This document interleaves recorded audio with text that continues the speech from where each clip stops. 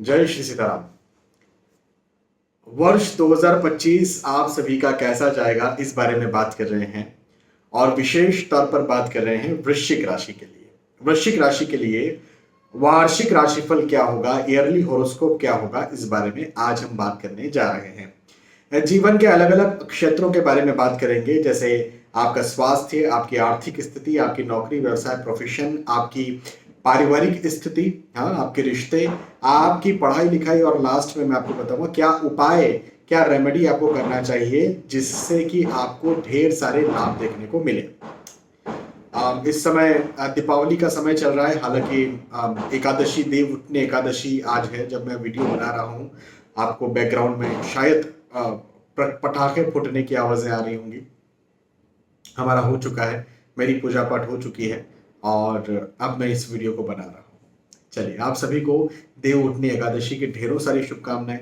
और आप सभी के लिए श्री हरि, श्री भगवान शिव शंकर जी से, सर्वभूता निवासम, जो सबके हृदय में निवास करने वाले, उनसे प्रार्थना करता हूँ कि आप सभी के लिए बड़े खुशहाल रहें, बहुत ज़्यादा आप स्वस्थ रहें, आप पारिवारिक दृष्टिकोण से खुशहाल रहें, आप आर्थिक दृष्टिकोण से उन्नत रहें, आप पढ़ाई लिखाई में बिल्कुल उत्तीर्ण हो, सफलता प्राप्त करें, और साथ ही साथ हमेशा आप जो हैं वो खुश रहें, सुखी रहें।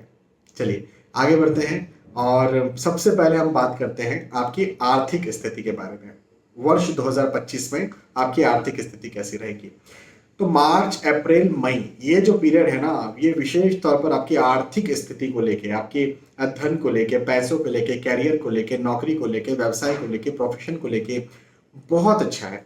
हाँ जी, बहुत अच्छा है। मतलब इस पीरियड में यदि आप कोई उन्नति करना चाह रहे हैं, जैसे आप चाहते हैं कि प्रमोशन हो जाए मेरा, आप चाहते हैं कि इंक्रीमेंट हो जाए, आप चाहते हैं कि एक जॉब में है दूसरी जॉब में स्विच करें और वहां पर जाकर के आपका प्रमोशन हो जाए, आप चाहते हैं कि क्लाइंट्स, कस्टमर्स ज़्यादा बढ़ जाए मेरे बिजनेस या प्रोफेशन में, या फिर नई ब्रांच में ओपन कर लूँ, नई दुकान ओपन कर लूँ, ऐसा कुछ, तो बहुत अच्छा समय है। विशेष तौर पर ये मार्च, अप्रैल, मई बहुत अच्छा समय है। इस समय का भरपूर फायदा उठाइए, भरपूर लाभ उठाइए, पहली बात। दूसरी बात, यदि आप कोई निवेश कर रहे हैं, जैसे शेयर मार्केट का निवेश, तो मार्च, अप्रैल, मई, अगेन मैं बोलूंगा बहुत अच्छा समय है। आप निवेश कर रहे हैं प्रॉपर्टी में, भवन, भूमि, गाड़ी, वाहन में, बहुत अच्छा समय है। बहुत अच्छा मतलब बहुत अच्छा। तो मैं तो आपसे यहाँ पर ये कहूंगा वृश्चिक राशि वालों से कि बहुत अच्छे उन्नति के योग है, सफलता के योग है, आगे बढ़ने के योग है। इस समय का भरपूर लाभ उठाइए, भरपूर फायदा उठाइए। और जो भी, यदि आपको कुछ ऐसे इन्वेस्टमेंट्स करने हैं या कुछ बड़ा करना है, कुछ इंपॉर्टेंट करना है, तो मार्च, अप्रैल, मई में कर सकते हैं। लेकिन इसके अलावा जब हम बात करें वर्ष 2025 के नवंबर, दिसंबर, इवन अक्टूबर भी लेंगे, तो अक्टूबर, नवंबर, दिसंबर की इस बीच में यदि आप कोई निवेश करते हैं तो आपको लॉस होगा। इस बात का जरूर ध्यान रखें। इस बीच में शेयर मार्केट में भी पैसा नहीं लगाना है, कोई जमीन, प्रॉपर्टी वगैरह नहीं खरीदना है, ठीक है। अगली बात ये कि आप यदि कहीं यात्राएं करते हैं अपने बिजनेस को लेके, अपने अपने प्रोफेशन को लेके, अपनी जॉब के पर्पज से कहीं यात्रा करते हैं, तो ये भी मार्च, अप्रैल, मई में बहुत सुखद होगी। मतलब आपको बहुत लाभ करवाने वाली होगी। तो जरूर आप इस बीच में यात्रा करें और आपको जरूर लाभ मिलेगा। आर्थिक स्थिति के बाद अब हम बात करते हैं आपकी पारिवारिक स्थिति की। देखें, अक्टूबर, नवंबर, दिसंबर, इस बीच में आपके परिवार के साथ कहीं मतभेद, आर्गुमेंट्स हो सकता है ना। तो जरूर ध्यान रखें, अलगाव की स्थिति भी पैदा हो सकती है। कई बार ये होता है, और मेरे पास बहुत सारे ऐसे केसेस आते हैं जहाँ पति पत्नी झगड़े हो रहे हैं, अलगाव हो रहे हैं। कई बार शादी हुई बच्चों की और वो माता पिता से अलग हो गए।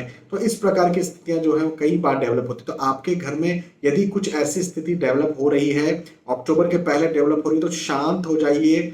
बिल्कुल कोई आपको बोलना नहीं है, कुछ कहना नहीं है, कुछ रिएक्ट नहीं करना है।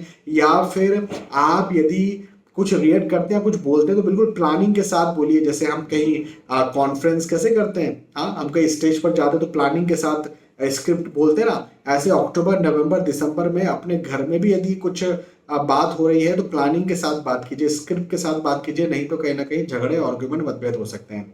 हालांकि इसका उल्टा मैं अब बोलने वाला हूं, वो ये कि जनवरी फरवरी मार्च मतलब इस साल के शुरुआत में आपके यहाँ मांगलिक कार्य मांगलिक प्रसंग के योग बनते हुए नजर आते हैं, और यदि आप खुद विवाह के इच्छुक हैं तो विवाह भी हो सकता है। पारिवारिक स्थिति बहुत अच्छी रहेगी।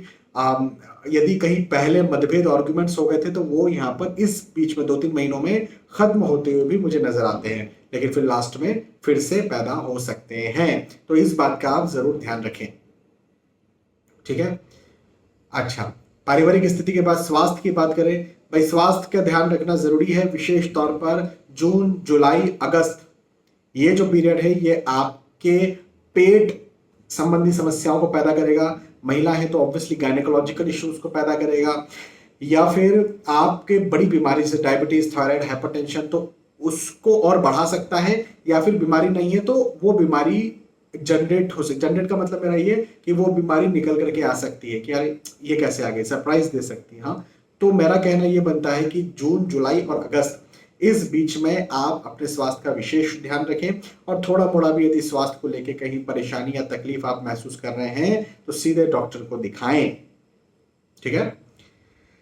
हालांकि उसके अलावा यदि हम बात करें तो आपका स्वास्थ्य अच्छा होगा, कोई बाय गॉड ग्रेस कोई चिंता की यहाँ पर बात मुझे नहीं बनती हुई नजर आती है, ठीक है। चलिए, ये आपके स्वास्थ्य के बारे में बात हुई, आर्थिक स्थिति के बारे में, कैरियर के बारे में बात हुई, आपकी पारिवारिक स्थिति के बारे में बात हुई, और पढ़ाई लिखाई के बारे में बात करते हैं। पढ़ाई लिखाई के दृष्टिकोण से यह वर्ष विशेष उन्नति देने वाला है, खास तौर पर मई जून जुलाई का जो समय है वो, और नवंबर दिसंबर ये समय जो है, ये महीने आपको आपकी पढ़ाई लिखाई में बहुत ज्यादा वृद्धि देंगे, बहुत ज्यादा आगे बढ़ाएंगे। इस बीच में यदि कहीं आपकी एग्जाम है तो उसमें आप जरूर उत्तीर्ण होंगे, बहुत अच्छे अंकों से उत्तीर्ण होंगे। ये वर्ष 2025 पढ़ाई लिखाई के दृष्टिकोण से बहुत अच्छा वर्ष है। हाँ, और विशेष तौर पर कॉम्पिटिटिव एग्जाम के दृष्टिकोण से भी बहुत अच्छा वर्ष है। तो निश्चिंत रहिए और निश्चित तौर पर कड़ी मेहनत के साथ आप पढ़ाई कीजिए, सीखिए, समझिए, लक्ष्य निर्धारित कीजिए और पॉजिटिव रहिए। देखो, उतार चढ़ाव बनते रहते हैं, चिंता तनाव होती रहती है, लेकिन फिर भी यह वर्ष चूंकि मैंने कहा कि आपको सफलता दिलाएगा तो कोई चिंता की जरूरत नहीं, कोई परेशान होने की जरूरत नहीं है। अब उपाय क्या करें वर्ष 2025 में? तो देखिए, यदि आपकी राशि वृश्चिक है तो वृश्चिक राशि के स्वामी कौन है? स्वामी है मंगल। हाँ, और मंगल के अधिष्ठित देव कौन है? श्री हनुमान जी। तो हर मंगलवार को हनुमान जी के मंदिर जाना कंपलसरी है, हनुमान जी को नारियल भेंट करना कंपलसरी है, हनुमान जी को मंगलवार को लाल चौला चढ़ा दें, बहुत अच्छी बात हो जाएगी। साथ ही साथ सुंदर कांड का पाठ करते हैं तो अच्छी बात है, और सुंदर कांड आपको बड़ा लगता है तो श्री हनुमान चालीसा का पाठ भी आप करते हैं तो भी आपके लिए बहुत अच्छा होगा। इस बात का आप जरूर ध्यान रखें। तो यहाँ पर हमने चर्चा की वृश्चिक राशिफल वर्ष 2025 की, वार्षिक राशिफल की, हमने बात की ईयरली हॉरोस्कोप की। मुझे विश्वास है कि आपके पास समझ में आई होगी, आपको वीडियो पसंद आया होगा। यदि वीडियो पसंद आता तो जरूर मुझे आप बताइए कमेंट करके। बहुत बहुत धन्यवाद, फिर मिलते हैं आने वाले वीडियोस में। तब तक के लिए आज के इस वीडियो में आपसे विदा चाहता हूँ। जय श्री सीताराम।